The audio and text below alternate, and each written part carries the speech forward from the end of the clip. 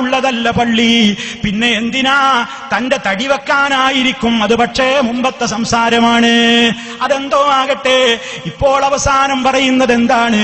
നബി സല്ലല്ലാഹു അലൈഹി വസല്ലമിന്റെ പേരിൽ ഒരു കള്ളക്കേശം കൊണ്ടുവന്നിട്ട് അത് നബിയുടേതാണെന്ന് പറഞ്ഞിട്ട് അത് മുക്കിയ ജ്യൂസും വെള്ളവും ജനങ്ങളെ കുടിപ്പിച്ച് വിശ്വാസരംഗത്തവരെ അലസരാക്കി ഉറക്കിക്കിടത്തിയിട്ടുള്ള ആ പുരോഹിതനിപ്പോൾ വേറെ ഒരു പണിയും കൊണ്ട് ഇറങ്ങിയിരിക്കുന്നു. ഇക്കൊല്ലം ഞാൻ എന്റെ കയ്യിൽ ഇപ്പോൾ കുടിപ്പിച്ചുകൊണ്ടിരിക്കുന്ന മുടിയിട്ട വെള്ളത്തിന് ഇക്കുറി മറ്റൊരു പ്രത്യേകത കൂടി ഉണ്ടത്രേ.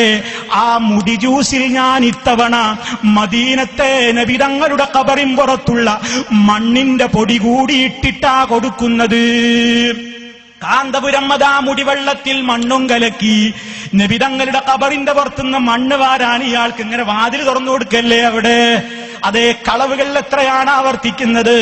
അങ്ങനെ മദീനയിലുള്ള മണ്ണാണ്, നബി തങ്ങളുടെ ഖബറിന്റെ മീതെയുള്ള മണ്ണാണെന്ന് പറഞ്ഞുകൊണ്ട് ആ മണ്ണും കൂടി കലക്കിയിട്ട് സംസം വെള്ളവും ചേർത്തുകൊണ്ടാണ് വലിയ ചെമ്പിലേക്ക് ഈ വെള്ളം കൊടുക്കുന്നത് എന്നും പറഞ്ഞിട്ട് മുടിയില്ലതെ പൊടിയും കലക്കിയിട്ട് മുടിപൊടി വെള്ളം കൊണ്ട് തബറുക്ക് നടത്തിക്കൊണ്ടിരിക്കുന്ന ഒരു ദുരന്തം വിടൂല ഒരൊറ്റ മുജാഹിദും. നിങ്ങളെ പ്രമാണങ്ങൾ കൊണ്ട് നിങ്ങളെ ഇതാ തളച്ചിടുന്നു.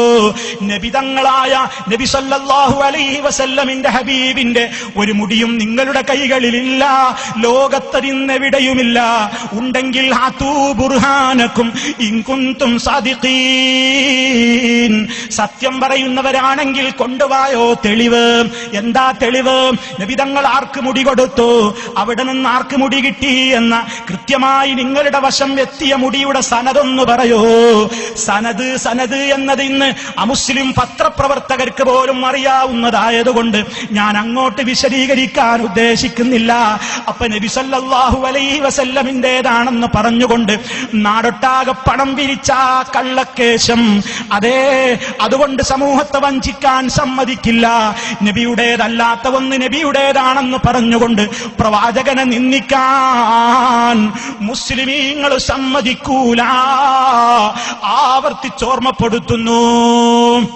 കേന്ദ്രവും പള്ളിയൊക്കെ നിങ്ങൾക്ക് എത്ര ഉണ്ടാക്കുക?